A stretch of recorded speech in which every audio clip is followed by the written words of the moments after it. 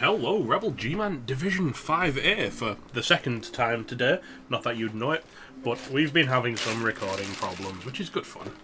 I am, of course, Full Metal, and I'm joined by Mcnugget. He says we, but he means him. Okay, Well, guys? no, but it's we're a team. No, good enough. But hello, yes, 5A, again for the second time. Hopefully not the third. No, hopefully not, hopefully not. OBS is all updated, it's working fine. Let's take a quick, brief run down the schedule, because there's been some results. We can finally talk about how Muppetillo does not like the goblins. No mass the goblins, I think is the term we are looking at. Those big greenskins getting bullied by their little greenskins cousins. Yes. I did catch the end of the game. I do think when I do say that the orcs caused the first casualty on turn 15. And again, I'm going to make the same joke I made as that they didn't see last time, which was that the first casualty was Muppetillo's sanity. Yeah. There's going to be a lot of... Yeah, I said this 25 minutes ago, Metal. I know. Night Juggler taking a big win against Wolfbark's Mischief, of course. Yeah, and funnily enough, I think he got enough cash to buy back Mice Juggler, if I it do was remember Mice correctly. Juggler, yeah, the new knife. So But he's back up to full strength, which is very good for Gerber. Definitely. And then the Cane Toads, of course, taking a 2-1 victory over the Candymine faction. We did say beforehand we thought this might be a close one to call, with Mighty Blow on both sides of the table, but the Dark Elves coming out on top. I think this is a massive win for them, to be honest. They really needed this. To keep them in the championship hunt. Of course, Ezekiel absolutely didn't need this to happen, so he's going to be less cheerful this week. Speaking of less cheerful, Disco Dave, who is an incredible defensive coach, there was a few slip-ups on offense that allowed me to sneak some Bretonian nonsense. I didn't tell you this actually, because I don't think you caught this part of the game. I know you were watching some of it, but you didn't catch the bit where he kind of had a base cage, and I just shrugged and uphilled his troll with a blocker, and double red dice powered it. As you do. As you do. I mean, I only needed push or better, so the red dice was the right choice. But I kind of went, let's just do this, and then, got a double red dice power, knocked the troll down, followed up, got a mark on the ball with guard, and then, thanks to some fancy schmancy play, got round the back and sacked the ball. And it was, and then later on, I only threw 2 red dices all game. Dauntless failed. I was trying to one dice a Black Hawk out the way. Dauntless failed, and then I double red dice powered that as well, and he was a little bit upset.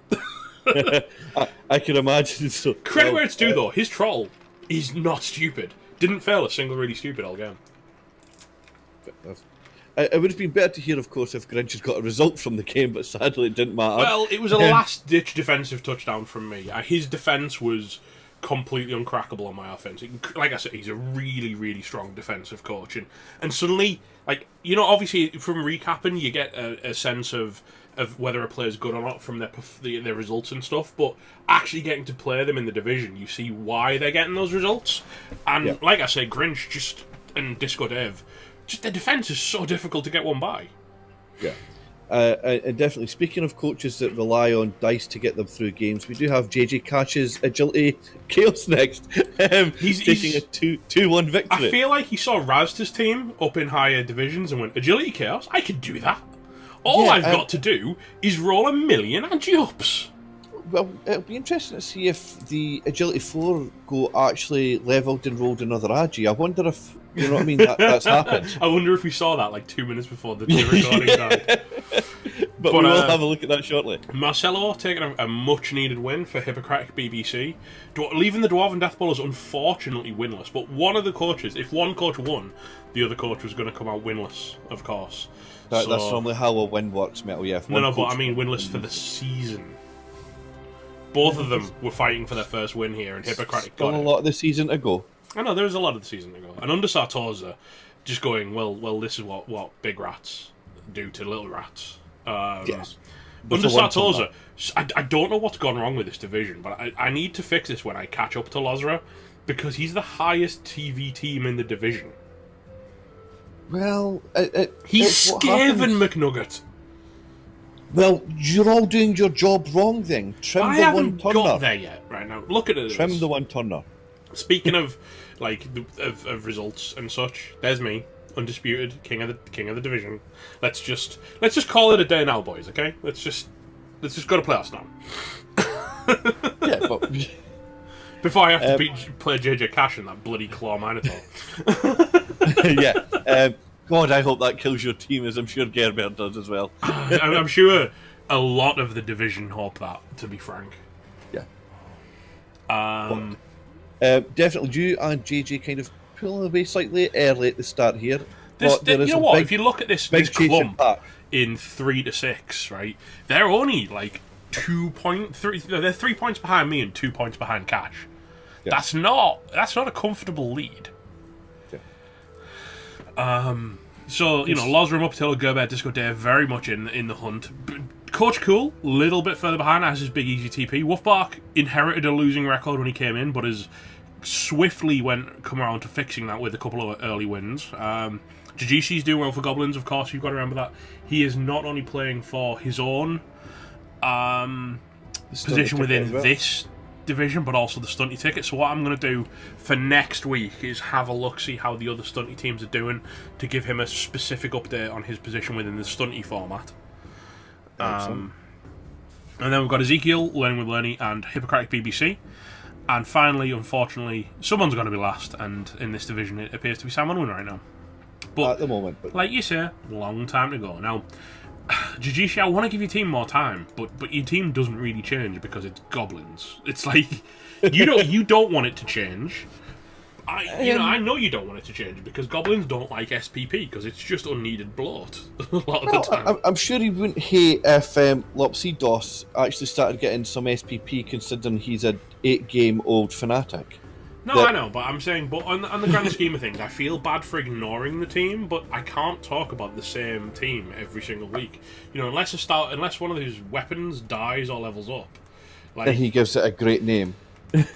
not much is going to happen, I mean, roll stats and doubles. That's all we're asking for, and then don't take them because it's blow. Because it's blow, yeah. Okay, so Gerber, we did mention this. He has a mice juggler. He has a mice juggler. That's not bad.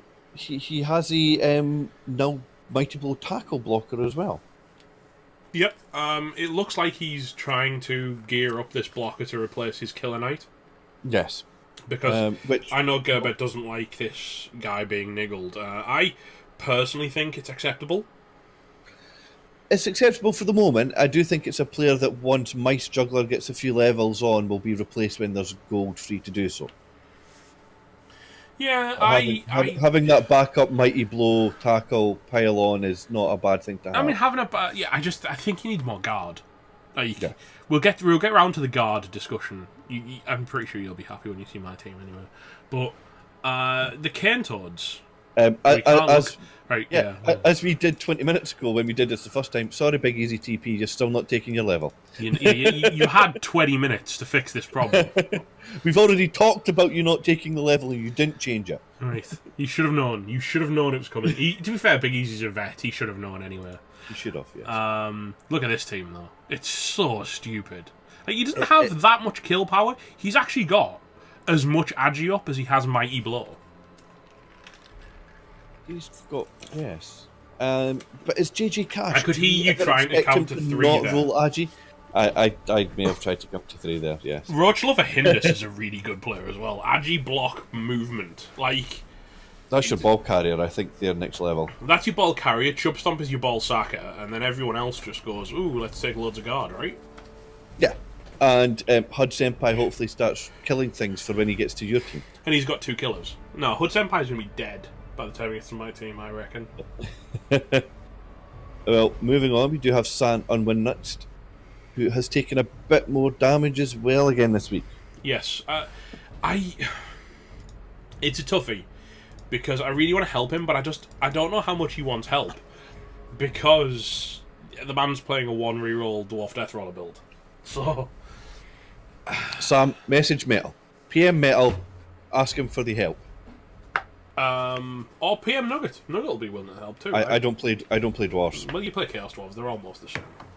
Not true. They're I'd say almost take the claw, same. but I'd just be saying roll doubles for claw. I'd be saying, you know what? Let's make it super simple. It's the Niggle Trollslayer is a dead man walking. The AV7 runner is a dead man walking, and Bashful should be Needs sacked to be by sacked. now. Because Yeah. I mean, the only thing he actually Alona's better. has is Sneaky Git. So yeah, Alona's just better every By step a of the mile. way. Yes. Sorry, but your casualties are really killing you, my man. Yep. You don't want to hit someone like JJ Cash with AV7 players and Niggles. Like, that's a bad mix. Or a certain underworld team. Yeah. Now, up next we have Learning with Lerny from Harvey. We have got the mighty bow. for those about to die, we salute you. Now I've been chatting with Harvey. He's obviously my next match. And credit where it's due. Like he did message me and go, look, we don't block or foul a lot, so please be nice to us. Don't kill us. We've got lots of kids because they're rats, obviously. And I was like, well, you know what, right? I want to win, and I want to score lots of touchdowns. If there's rats between me and that touchdown line, They're getting killed. I mean, it's nothing personal, and I don't really want to kill his team. It's starting to look good. He's got two heads players and a mighty blow storm vermin, and he's got a blodge step gutter runner. It's not looking bad. What I really want to do is badly hurt all 11 of them, because that gives me like 22 SPP. Yeah. I'm sure the division doesn't want you to do that for even more development, but yes. It's starting to look good. Like I say, the mighty blow storm vermin's going to start looking after himself, and eventually he might become this team, which is just filth. Monstrous. It's getting a bit monstrous, and anybody yet to play Lostra, I think, is just praying that First Mate and Edward his FPS die very quickly. I did say I was going to put a bounty on Edward F15 FPS Kenway. I have now done that, and I've put a bounty on that has never been placed, as far as my knowledge, by anyone in Rebel, but definitely by myself.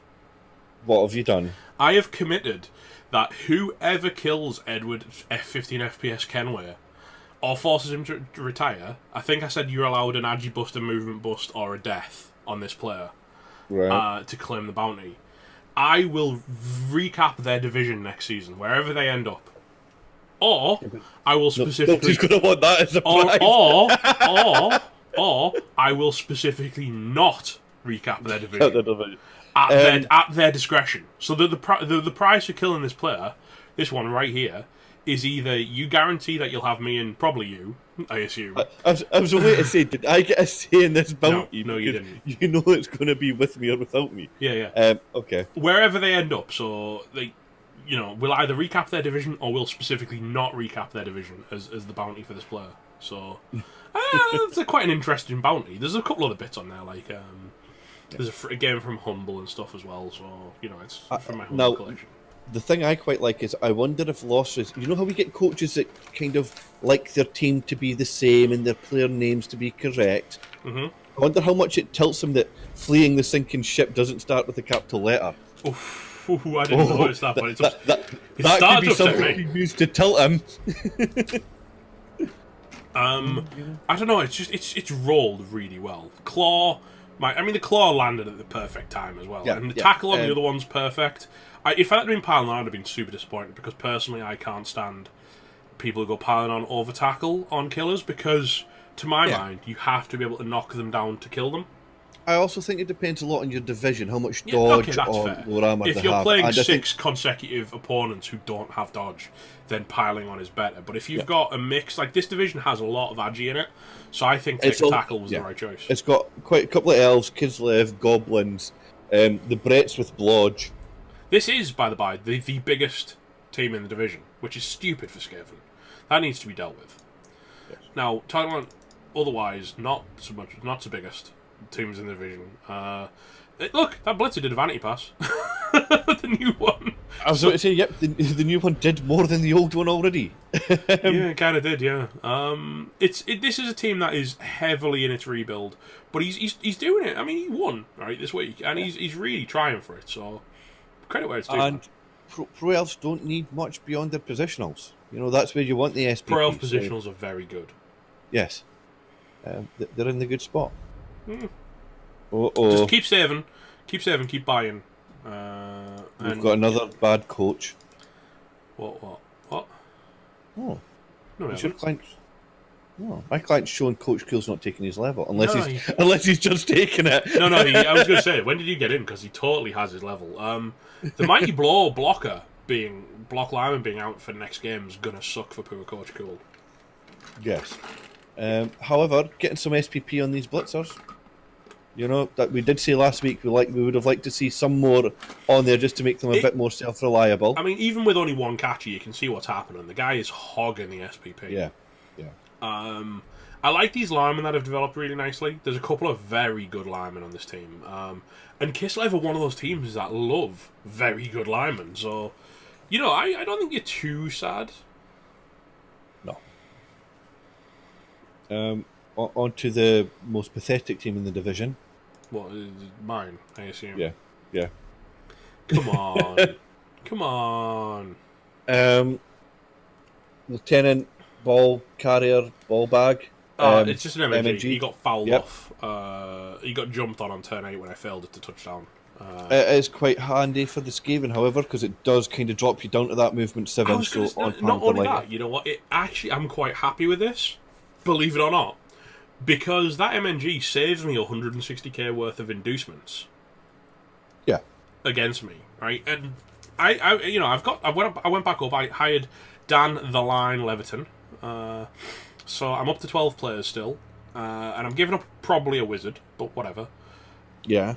You do have one tackle, but it is on the Palmer. So, Lieutenant Touchdown probably going to be doing blitzing every turn.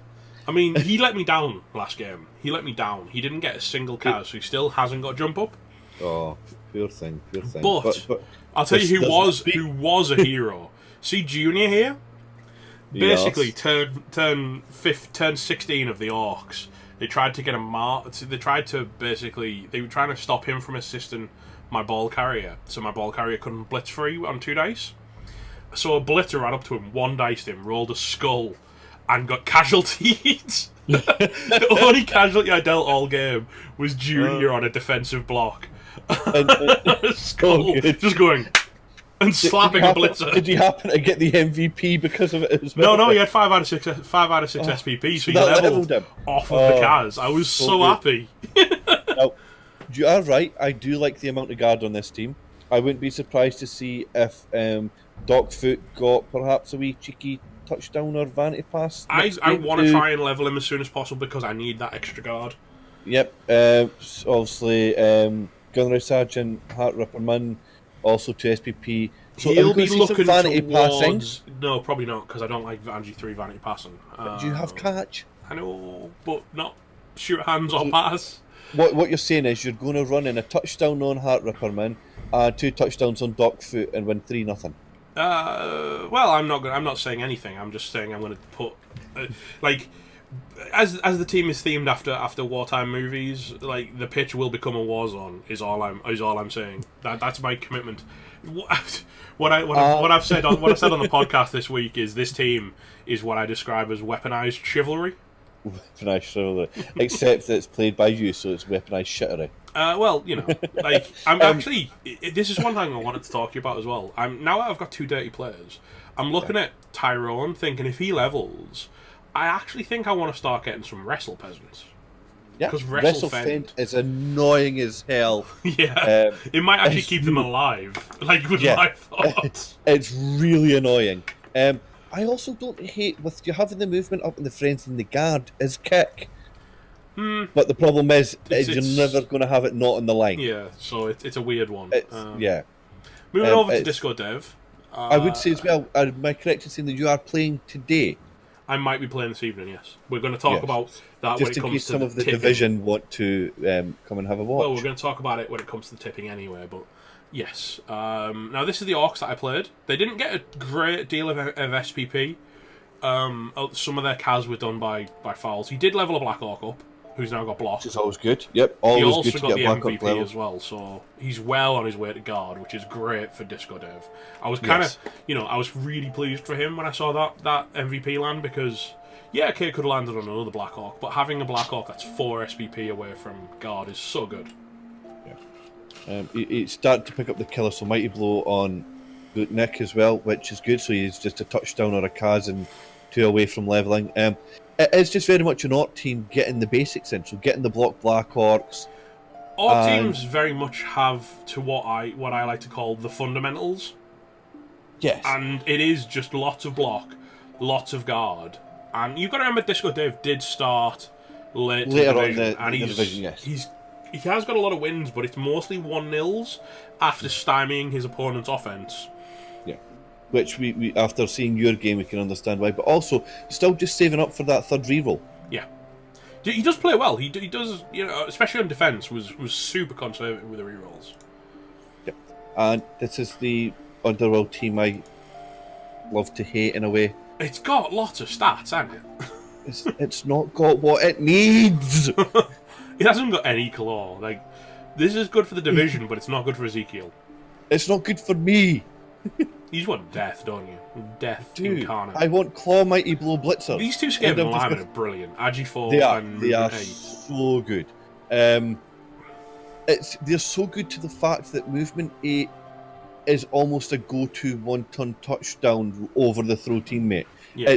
You can set up a one-ton touchdown and throw teammate.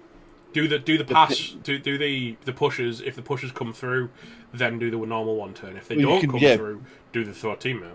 Yeah, based on where the ball lands, if the thrower's in range to hand off, you may want to do. So it forces your opponent to decide, right, are we going to backline against the one turn? Are we going to midline? Are we going to midline, or are we going to stack the front and try and stop the pushes? And it's almost like whichever one they choose to do, you can just play around it.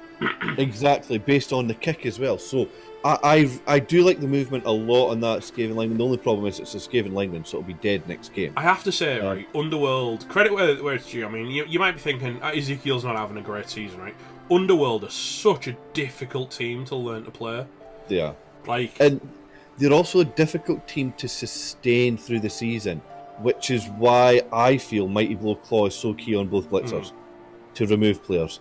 Because at the moment, they're not that much scarier than your Brett team, and they should be. You know what I mean?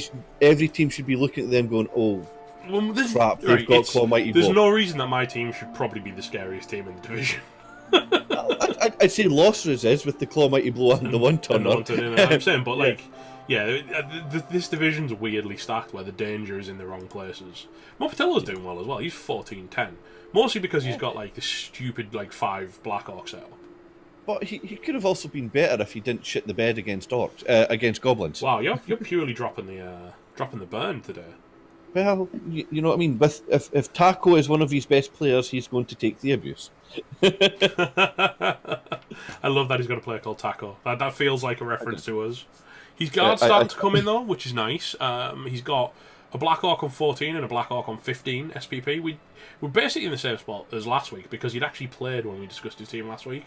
So basically, look back at last week in Mopatello because we covered it then. It is. I would like to point out though that he is going to have to put a dirty player on the line. Well, or the thrower. You're okay with that because they're orcs. They're pretty tough. Still not. I do see that he does have 200k in the What back. did Gerber do to poor Wolfbark? Jeebs. Gerber channeled the power. Can we talk about how he has a strength 3 horns gutter runner? That's I really like that. Filth. That's so good. That is so good. Wrestle is the next skill, obviously, and it's just yeah. I love the ball. Is it when it rolls plus agi? Yeah. Okay. Fair. I'll take that. I'll accept that as a possibility. I do also like the fact that both Storm Vermin are either a Kaz or a Vanty Pass or a touchdown away from leveling. So getting some good SPP on there as well. Obviously taking a bit of damage across the team. Nothing serious. I mean, both of the missing players are just MNGs, so it's not like he's carrying niggles or anything into next week. No, but ideally, Wolfbark can take a few weeks of no casualty so that he can start getting those third and fourth gutter runners. Well, like we say, this is a weird division in that there is some danger in the division, but there's a lot of soft, what I would call quote unquote softer targets. Of course, being Skaven, you're always one of those softer targets, and your team can explode at any second. So that is a concern, but there's not much you can do about that. You're playing Skaven. It's just the life of a Skaven player, right? Yeah, sadly. That's what you said. But I'm not taking my eye off him. I think Wolfbark has a lot of potential. Oh, definitely. I said so last week. Yes, last week, not last video. Right. You know, we got a lot of credit in. Now we're going to switch over to the schedule for the week and the tipping comp, and I want to point out that my tips, before we go anywhere, my tips didn't save for the week. We watched me tip on video. We watched. There's video evidence of me tipping. Well, then it shouldn't have went wrong because it didn't go wrong for anyone else, did it? Oh, hush. Right. Like, okay, I'm going to give this first one, Grinch versus Knuffle Chosen Misfits. We might say that Knuffles Chosen Misfits are now Orc Hunters. They've got like the eye of the tiger when it comes to Orcs, but I don't think they're going to get through Disco Dave. I think Disco Dave was my tip for that week as well. Orcanudo's taking on Hippocratic BBC. I'm sorry, Marcelo, but I've got to give this one to. I want to believe in Marcelo's comeback. I want to believe in the comeback. Muppetillo's got a point to prove, though. I think Muppetillo next game is going to play the tightest, best technical Blood Bowl game of his season. Because he doesn't want me to bully him anymore if he loses not just again. that, but he has to. He has to play the tightest because he can't afford another slip-up loss.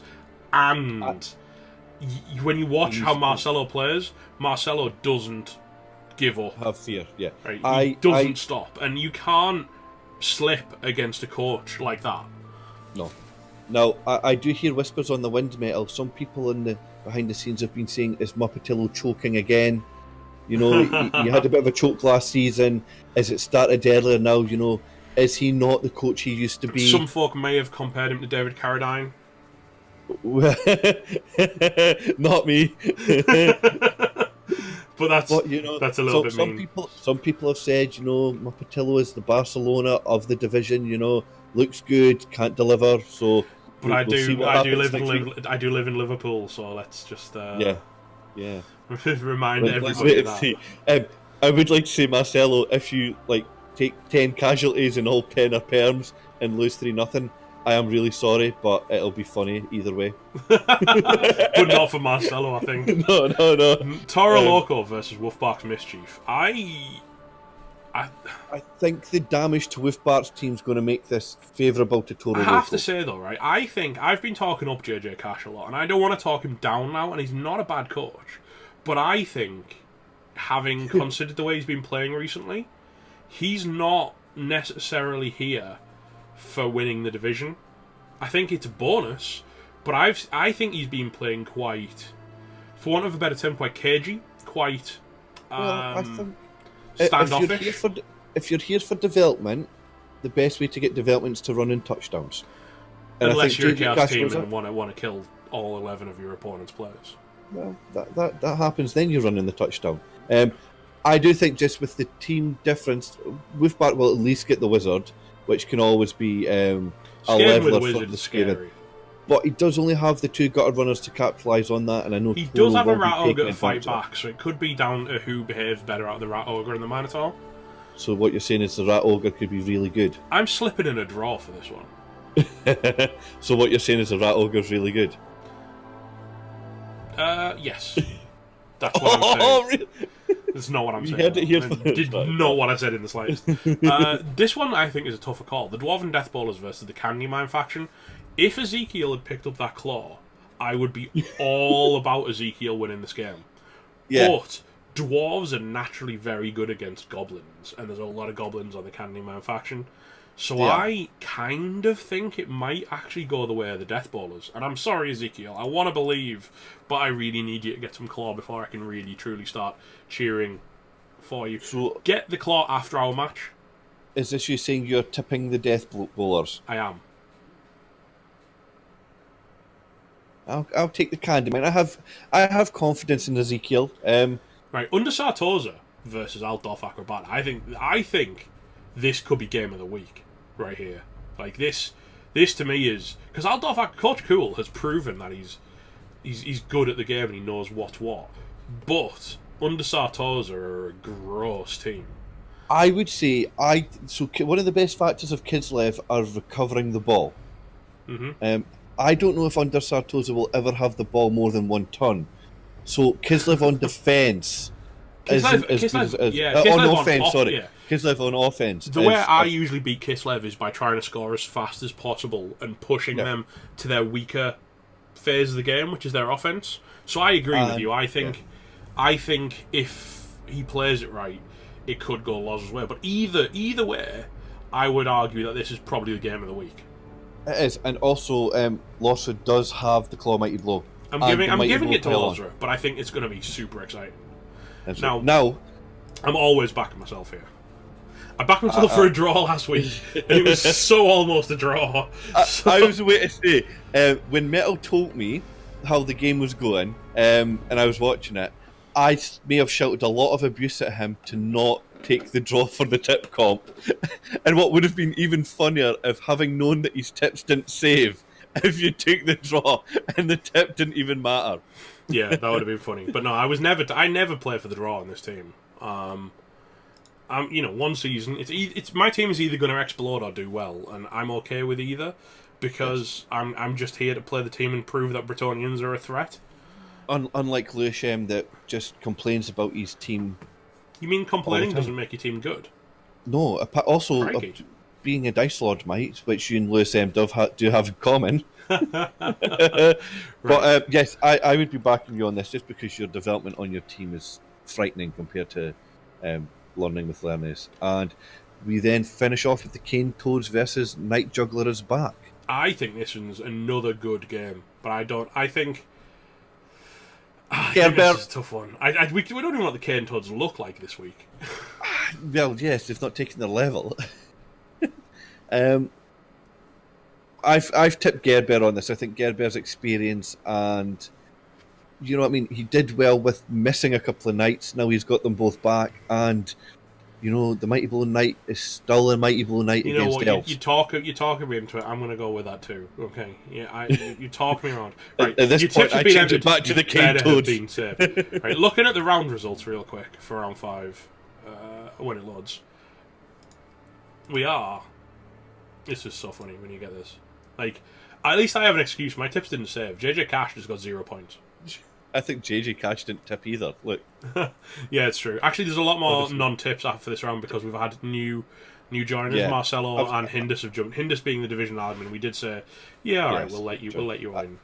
I am just holding off on that JJ Cash tip just because he may have tipped on the other division again. Checking the leaderboard real quick though, that does put me basically dead last, apart from the guys who've just joined. I did actually get 3 points for that round, so weirdly, it does seem to have given me points for the round. You're talking nonsense. Despite saying I didn't get any points, I don't understand. But Lozra is an early. He's got a. It seems unfair, doesn't it? He's doing really well in the division. He's got a really nicely rolled team, and he's winning the tipping comp. Well, he's in the lead so far. I'm chasing him down.